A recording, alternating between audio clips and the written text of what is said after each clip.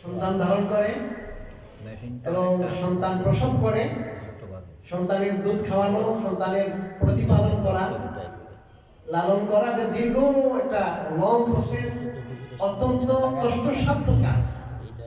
এই কাজটা শুধুই তারা করে। এই কাজটা আমরা পুরুষ যারা আছি আমরা করি না, করতে পারি না, করার কোনো যোগ্যতা আল্লাহ আমাদের দেন নাই। এই জন্যে আল্লাহ রাব্বুল আলামিন বাইরের যে কষ্ট, ক্লেশ, রুজি রোজগার, আয় রোজগার করা, এই সমস্ত দায়িত্ব আল্লাহ তাআলা 1% মহিলাদের কাছে আল্লাহ দেয় নাই। তারা ঘরে থাকবে, ছায়ায় থাকবে, তাদের যে কি আছে যে কঠিন কাজ, দুঃসাধ্য কাজ, যেটা আমাদের পক্ষে করা সম্ভব না, সেই দীর্ঘমেয়াদী সেই কাজগুলো তারা করবে, ঘর গোছাবে, স্বামীর খেদমত করবে। এভাবে একটা সুন্দর পরিবার গঠন হবে।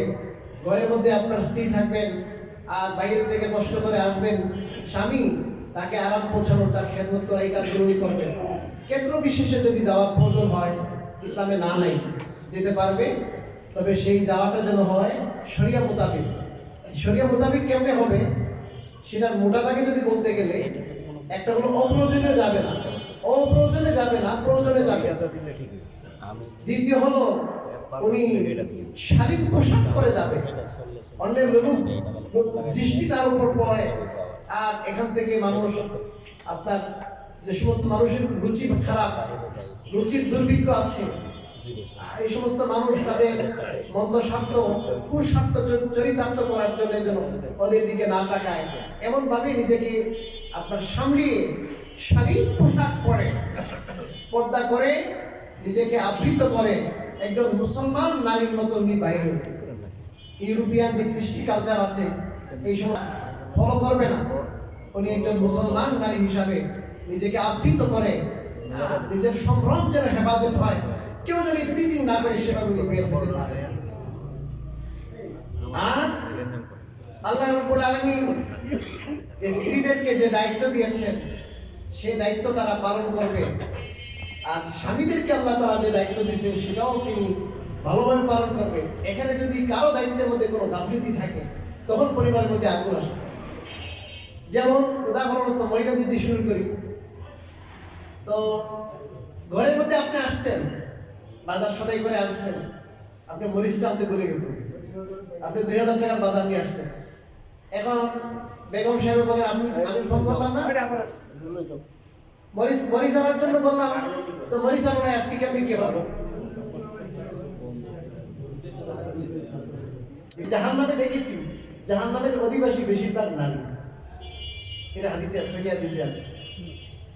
কেউ কেউ জিজ্ঞেস করে বসে, হুজুর আমাদের অপরাধ কি, আমাদের কি দোষ যে জাহান্নামে আমাদের সংখ্যা বেশি? তখন রাসূলুল্লাহ সাল্লাল্লাহু আলাইহি ওয়াসাল্লাম তাদের দুইটি দোষের কথা বলেছেন। যারা নারী আছেন আপনারা কথা করে শোনেন, আপনারাও বলবেন যে এটা নারীদের অপমান করার জন্য বলে নেই, নারীদের ইসলাম করার জন্য, সংশোধনের জন্য বলেছে। অনেকে না বুঝে অনেক কথাবার্তা ইসলাম বিরোধী যারা বামপন্থী তারা এগুলো নিয়ে সমর্থন করে। দুইটা অভ্যাস কিছু নারীদের মাঝে আছে। একটা হলো তুকসিরনা লানা, এরা বেশি বেশি অভিশাপ দেয়। দেখবেন আপনার এমন অভিশাপ, নিজের জামাইয়ের অভিশাপ, মেয়ের অভিশাপ, ছেলের অভিশাপ, মরে না কেন, এমন একটু রাগ হইলেই পান থেকে চুন খসলে দেখবেন কি দেয়, কথা বলে না কেন, রাগান্বিত হয়ে কি দেয়, অভিশাপ দেয়। রাসূল বলেছেন তার তোমরা কি দাও, অভিশাপ বেশি দাও। অভিশাপের ব্যাপারে একটা মৌলিক কথা মনে রাখবেন, বেসিক কথা, যাকে আপনি অভিশাপ দিচ্ছেন সে যদি অভিশাপের উপযুক্ত না হয়, হাদিসের মধ্যে আসছে অভিশাপ আকাশে যায়, যাইয়া দেখে এখানে যাওয়ার জায়গা নেই, তখন ওইটা ফিরে আসে রাজাতিল লানাতু ইলাল্লাযী লাআনা, যে অভিশাপ দিয়েছে তার উপরেই ওই অভিশাপটা পতিত হয়। সে দোয়া করলো আরেকটু মরো, আসলে সে মরে নাই, এ নিজে মরবে। নিজের বদুয়ায় কে মরবে বলেন? নিজে নিজে। এই জন্য কোনো সময় রাগান্বিত হইয়া ছেলেকে, মেয়েকে, স্বামীকে বা আপনি স্বামী স্ত্রীকে, ছেলে মেয়েদেরকে কি দিবেন না, কখনো অভিশাপ দিবেন না। এটা নিজের জন্য আপনি বিপদ টেনে নিয়ে আসতেছেন। তো এদের যেহেতু উত্তেজিত হয়ে যায়, কমন সেন্স থাকে না, তখন কি করে কথা বলেন না, বেশি বেশি অভিশাপ দেয়, একটা দোষ। 2 নম্বর ওয়াতাকফুরনাল আশীর, স্বামীর নাশুকরি করে, অকৃতজ্ঞ। এরা স্বামীর কি অকৃতজ্ঞ। একবারে দীর্ঘদিন পর্যন্ত আপনি অনেক সেবা করলেন, এটা করলেন ওইটা করলেন, সামান্য একটু কম বেশ হয় না ভাই? হয়েছে দেখবেন সব পিছনেটা গিয়ে গেছে, শেষ ভুলে গেছে, হয়তো বার করে করে তিনি চালতে পাই নাই, বেটার টাকা পয়সা অভাব, স্যালারি পাচ্ছে না, একটু চিকিৎসা একটু কম করতেছে, আর কি ওষুধ পাতে দিচ্ছে। আমি 1 বছর যাবো অসুস্থ, তুমি কয় টাকা ওষুধ আনি দিচ্ছ? সব পিছনটা কি হয়ে যায়, ভুলে যায়। তো এখান থেকে কি বোঝা গেল যে পিছনটা মনে রাখতে হবে। স্বামীর কোনো দোষ, কোনো অপরাধ হলে, কোনো খেদমতের কমতি হলে সেটা তাকে নরমালাইজ করে সুন্দর করে তো কি বলা যায়, বলা যায়, একটু ধৈর্য ধারণ করেন। কিন্তু এইভাবে যদি আপনি বলেন তাইলে যেটা আপনার পাওয়ার আছে তার থেকে এখন যেটা পাইতে ওটা তো পাইলেন না। কি ভাই কথা বুঝলেন? এই সমস্ত কথা বলে স্বামীর মন কি হবে বলেন? আপনারাই বলেন, আপনাদের মন খারাপ হবে না? তো মন খারাপ হলে যেটা আপনি করতে চান, পারতেছেন না, সীমাবদ্ধতা আছে, করতে চান, ওইটাও তো করবেন না। কত গালিগালাজ করে, এটা মুখ খারাপ, এটা কার জন্য আমি এইগুলো করতেছি, এত ঘাম কার জন্য ধরাইতেছেন? তা আপনি যেটা করবেন তার জন্য করতে ইচ্ছুক, সামনে আপনি বিভিন্ন ধরনের প্ল্যান করছেন, ওগুলো তো আপনি করবেন না। এই জন্য বুদ্ধিমতী মহিলা কোনোদিন স্বামীর নাশুকি করে না, অকৃতজ্ঞ হয় না। এই জন্য মুখ সামলাতে হবে। এই ঘরের মধ্যে দ্বন্দ্ব লাগে, এই স্বামী স্ত্রীর মধ্যে ঝগড়া, বছরে 5 লাখ প্লাস ডিভোর্স হচ্ছে। স্বামী স্ত্রীর কি নাই, পরিবালা নাই, খাপ খাইতেছে না, পরিবালা নাই, মনে হয় যুদ্ধ চলে ঘরের মধ্যে, বুকের উপরে কথা। আপনি একটা, সে দ্বারা 2টা, এই বলতে বলতে পরে একবারে একসাথে 3টাই, একসাথে কটা, একসাথে 3 তালাক দেওয়া না জায়েজ, এটা বেদাত। একসাথে 3 তালাক দেওয়া বেদাত, এটা না জায়েজ। তবে একসাথে 3 তালাক দিলে 3 তালাক পতিত হয়ে যায়, একবারে স্ত্রী আজীবনের জন্য হারাম হয়ে যায়। এর আর বিয়ে করার জন্য কি নেই, জরুরত নাই, যতক্ষণ পর্যন্ত আপনার ইদ্যত শেষে, 3টা মিন্স শেষে, অথবা পেটে বাচ্চা থাকলে বাচ্চা যখন প্রসব হবে তারপরে অন্যত্র বিয়ে বসবে, অন্যত্র বিয়ে বসার পরে তার সাথে ঘর সংসার করার পরে, ইন্টারকোর্সের পরে এরগুলি যদি আবার তালাক দেয় তারপরে আবার বিয়ে হইতে পারে, এছাড়া কোনো ওয়ে নাই। মেলা ঘটনা করতেছে কেন? এই যে বিবাদ হচ্ছে, সামান্য থেকে একটু কি লাগে গেছে, বিবাদ লেগে গেছে, স্বামী স্ত্রী তর্ক বিতর্ক করে জীবনও তাদের বিচ্ছিন্ন হওয়ার কি নাই ইচ্ছে, না স্বামীর আছে না স্ত্রীর আছে। বেশিরভাগ তালাক আমাদের কাছে তো এগুলো ডেইলি আসতেছে। বেশিরভাগ তালাকের যে ঘটনাগুলো ঘটে, এই বেশিরভাগ ঘটনাগুলো উত্তেজিত অবস্থায়, রাগান্বিত অবস্থায়, মানে প্ল্যান প্রোগ্রাম করে কি করে না, কেউ তালাক দেয় না। আর শরিয়ার মধ্যে তালাকগুলো প্ল্যান প্রোগ্রাম করে, যে আমি তাকে আসলে অনেক বোঝাচ্ছি, অনেক সোজাইতেছি, কোনোভাবে কি করতে পারি না, আমি মেনটেন করতে পারছি না পরিবারটা, আমি এখন একবারে ক্লান্ত হইয়া, অপারগ হইয়া, না পারো না পেরে কি দিতেছি, তালাক দিতেছি। এটা বুঝে শুনছে। অনেকগুলো ধাপ আছে ভাই তালাক, এখন বলতে গেলে অনেক সময় দরকার, আমি বলবো এগুলো, যেহেতু পারিবারিক মধ্যে আলোচনা আসছে বলবো। এই জন্য স্বামীর বুকের উপরে কথা বলো। উনি গরমে আসছে, তা আপনি একটু পানি খাওয়ান, একটু তাকে ফ্যান ছেড়ে একটু বসান, কথাবার্তা সব হওয়ার পরে যখন ঠান্ডা হয়ে যাবে, মেজাজটা ফুরফুরে হবে, তখন আপনি বলেন ওই জিনিসটা আসছে, আসছেন ওটা, ও আরে এই তো আমি ভুলে গেছি, আচ্ছা আচ্ছা। উনি নিজে এখন আফসোস করবেন, আরে মাফ করে দেবে, সরি, আমি আবার দিতে পারছি এমন, অথবা কাউকে ফোন দিতেছে যে এটা আসবে, আসতেছে। আপনি আসছেন এখন গরমের মধ্যে, এটা আনছেন আপনি, ভাই তুমি আনছেন এটা, এখন দেখলেন না আমি নাই, এখন এনে কোনো খেদমত নাই, সেবা নাই, কিছু নাই, আপনি আসছেন, আপনার টেম্পারেচার অনেক গরম, এ দিয়েছি আরেকটা এখানে ঘি ঢেলে দিছে, তাহলে তো কি হবে, সমস্যা হবে কিনা বলেন? আপনি একটু শান্তি হোক, একটু নর্মাল হোক, একটু সময় যান, তারপরে কি ভাই কথা বুঝে আসছে? আপনারাও ধৈর্য ধারণ করবেন। হাদিসের মধ্যে আসছে রাসূলুল্লাহ সাল্লাল্লাহু আলাইহি ওয়াসাল্লাম বলেছেন, নারীদেরকে আল্লাহ তাআলা সৃষ্টি করেছেন আপনার এই দিলা বাম পাজর থেকে, বাম পাজরের হাড় এটা কি থাকে বাঁকা বাঁকা, বাম পাজরের হাড় যেহেতু বাঁকা এই জন্য এদের মনন মানসিক কিছু বক্রতা আছে। বলেন মনন মানসিক কিছুটা কি আছে, বক্রতা আছে। এখন সব কিছুর মধ্যে আপনি সামঞ্জস্য যদি খুঁজেন যে আমার সাথে সবকিছুতে শতভাগ সামঞ্জস্য হতে হবে, আমি যে কিছু আলিফ আলিফ হতে হবে, স্ট্রেট হতে হবে, হবে না। রাসূল সাল্লাল্লাহু বলেছেন তুমি যদি তাকে একেবারে সোজা করতে চাও তাহলে ভেঙে যাবে। কি হিসেবে বলেন, এই যে হাড় আছে না ছাগলের, দেখবেন ওটাকে আপনি স্ট্রেট করেন সোজা করেন তো কি হবে, কথা বলেন না কেন, ভেঙে যাবে। হুজুর নিজেই বলেছেন ভেঙে যাওয়ার অর্থ হলো তালাক, কি হবে না, সংসার কি হবে না, টিকবে না। যদি আপনি কি করতে চান একবারে সোজা করতে চান তাহলে তো আপনার স্ত্রীর দরকার, আপনার ছেলে মেয়ের দরকার, মেয়ে তার ছেলের দরকার, টিকবে কেমনে?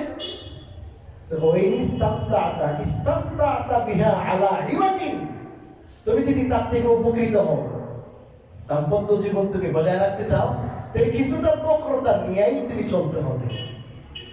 ক্লিয়ার বলেন, কিছুটা বক্রতা নিয়েই সবকিছু 100 মন মর্জি আপনার মাফিক হয়ে যাবে এমন যদি আপনি কামনা করেন এই দুনিয়ায়, তাহলে আপনার এই কামনাটা অস্থানে হবে। এটা আখিরাতে, আখিরাতে আপনার স্ত্রীদের সাথে প্রথম যখন সাক্ষাৎ হবে তখনই তারা একটা গজল গাইবে। কি গাইবে? গজল। তারা বলবে নাহনুল খালিদাতু ফালা নাবিদু, নাহনুন নাইমাতু ফালা নাবআসু, ওয়া নাহনুর রাদিয়াতু ফালা নাসখাতু, ফাতুবা লিমান কানা লানা ওয়া কুননা লাহু। প্রথম সাক্ষাৎই তারা বলবে, এক নম্বর কথা বলবে যে আমরা চিরজীবী চিরস্থায়ী থাকবো, আমাদের কোনোদিন মরণ নাই, কোনোদিন মরবো না, এক নম্বর কথা। 2 নম্বর বলবে যে আমাদেরকে আপনারা যেরকম দেখছেন আকাশের চাঁদ থেকে আরো সুন্দর, এই দুনিয়াতে তাদের সৌন্দর্য বোঝাইবার কোনো জিনিস নাই। এই জন্য রাসূলুল্লাহ সাল্লাল্লাহু আলাইহি ওয়াসাল্লাম সহিহ বুখারীর হাদিসে আছে বেহেশতের রমণী হুর যারা হবে এদের সৌন্দর্যের বিবরণ সহিহ বুখারীতে আছে। বলেছেন লাওয়ান্না ইমরাতান মিন আহলিল জান্নাতি তালাআত ইলাল আরদি লা ওয়াআত মা বাইনাহুমা নূরা ওয়া লা মালাত মা বাইনাহুমা মিসকা। ওই জান্নাতের একজন নারী, একজন স্ত্রী যদি সেই আকাশ থেকে দুনিয়ার দিকে উঁকি মারি তাকায়, কি মেরে উঁকি মেরে তাকায় কোথা থেকে? আকাশ থেকে, তাহলে তার চেহারার যে আলো, এই আলোর কারণে আসমান এবং জমিনের মাঝখানে যত ফাঁকা আছে ফুল পৃথিবীর ফাঁকা জায়গা ভরে যাবে আলোতে। কিসে ভরবে? আলোতে ভরে যাবে ফুল পৃথিবীর। এই যেটা আপনার শূন্য, মহাশূন্য আছে, এই মহাশূন্য কি হয়ে যাবে? আলোতে ভরে যাবে। এটাকে আপনি কিভাবে বিচার করবেন? এই দুনিয়াতে বুঝার কোনো ক্ষমতা, দুনিয়াতে সবচেয়ে বড় মানুষ সুন্দর যেটা আছে, ফেরে যদি আপনি রাত্রে 12টায় আনেন, তারপরে 1 ইঞ্চি দূর থেকে তার চেহারা কি করা যাবে না, দেখা যাবে না, আলোকিত হয়তো দূরের কথা, আর ওটা আলোয় পুরা ধুয়ে মরে যাবে। আকাশে তার চেহারা এখনো কোথায় আসে নাই, কথা বলেন, দুনিয়াতে জমিনে পা দেয় নাই, তাও এই যে এই নারীরা কেমন হবে? তিরমিজিতে আরেক হাদিস আছে, তিরমিজি 2য় খণ্ড সম্ভবত 80 নম্বর পৃষ্ঠা তিরমিজি শরীফ, ওখানে আছে যে এদেরকে আল্লাহ তাআলা যে জামা পরিধান করাবে, একটার উপরে একটার উপরে 70টা জামা, কয়টা? 70টা জামা পেরিয়ে তাদের যে পায়ের যে কি আছে, গোড়ালি আছে, কোসা আছে, এটার ভিতরে যে কি আছে, ক্যালসিয়াম আছে, ওটা দেখা যাবে। এখন বুঝেন এটা কি আপনি বুঝবেন? এটা উপলব্ধি দুনিয়ায় হবে না, এটা কত সুন্দর যে হবে এটা আল্লাহ তাআলা রেখে দিচ্ছে। মণিমুক্তা 60 মাইল, 60 মাইল এক একটা মণিমুক্তা, বাবাই 60 মাইল মানে 90 কিলোমিটার। কত কিলোমিটার? 90 কিলোমিটার। মণিমুক্তার ভিতরে গম্বুজের মতো ফাঁকা, ওটার ভিতরে তাদেরকে সৃষ্টি করে রেখে দিছে যাতে কোনো মানুষ তো দূরের কথা, কোনো জিনাও যেন টাচ করতে, কথা বলেন না কেন, টাচ করতে না পারে কোনো জিন। সূরা রহমানে আছে লাম ইয়াতমিসুন্না ইনসুন ক্বাবলাহুম ওয়ালা জান, যে এই স্বামী দুনিয়া আমার নেককার পরহেজগার মুত্তাকি বান্দা যারা দুনিয়া নিজের যৌবনকে নিয়ন্ত্রণ করেছে, দুনিয়ায় তারা জান্নাত ছিল না, মানুষ ছিল, আমার হুকুমের অনুগত ছিল। এই জন্য তাদের জন্য আমি এমন হুর সৃষ্টি করেছি যেগুলো হুরুন মাকসুরাতুন ফিল খিয়াম, তাবু তাবু, এক একটা তাবু 90 কিলোমিটার এই তাবির ভিতরে ঢুকায় রাখিয়ে দিছে। লাম ইয়াতমিসুন্না ইনসুন ক্বাবলাহুম ওয়ালা জান, এর আগে কোনো মানুষ স্পর্শ করে নাই, কোনো জিন্নাতেও তাদেরকে টাচ। কাদের জন্য? কথা বলেন না, আপনাদের জন্য। নেককার, মুত্তাকি, পরহেজগার, খাঁটি ইমানদার, এদের জন্য। হুজুর আমাদের ওয়াইফের কথা বলুন, ওয়াইফরা তো এদের থেকে আরো সুন্দর হবে। এটা 1 নম্বর। আপনাদের ওয়াইফরা তো 1 নম্বর থাকবে, পেটে থাকবে না, কালো থাকবে না, মুখে দাঁত থাকবে না। কথা বুঝেন না? সময় তো শেষ হয়ে যেতেছে। নাহনুল খালিদাতু ফালা নাবিদু ওয়া নাহনুন নাইমাতু ফালা নাবআসু। দ্বিতীয়বার বলবো কি, আমাদেরকে যেভাবে এত সুন্দর আপনারা দেখতেছেন, এত সুন্দরে আপনার মনে মনে ভাবতেছেন কিনা যে দুনিয়াতেও তো বিয়ে করেছে, ভাবে তো রূপসী মাইয়া, এখন 2 বছর পরে শেষ, 18 বছর 20 বছর পরে দাদি আর নানি হয়ে গেছে, নাই কিছু নাই না। এখন আপনারা যেভাবে দেখছেন আমাদেরকে, একবারে সারা জীবন এভাবে মসৃণ আমাদের দেহ থাকবে, আমরা এইভাবে আমৃত্যু, আমাদের মৃত্যু নাই, একবারে জীবন আজীবন আমরা এরকম মসৃণ দেহ বিশিষ্ট থাকবো। আমাদেরকে এখন যেমন দেখছেন, আমাদের বয়স বাড়বে না, আমাদের এই অবস্থায় সারা জীবন আপনারা পাবেন। এবং এত যদি সুন্দর হয়, এত সুন্দর অবয়ব হয়, আর কোনদিন বুড়া হবে না, বুড়ি হবে না, তাহলে তো এদের তো একটু সুন্দরী যারা, এদের টিকি থাকে, গেবেটি থাকে না, এদের টিকি থাকে, গেবেটি থাকে। চলার সময় বাবারে বাবা মনে হয় রাস্তা রাস্তায় জায়গা হইতেছে না, গেবেটি এদের খোলা।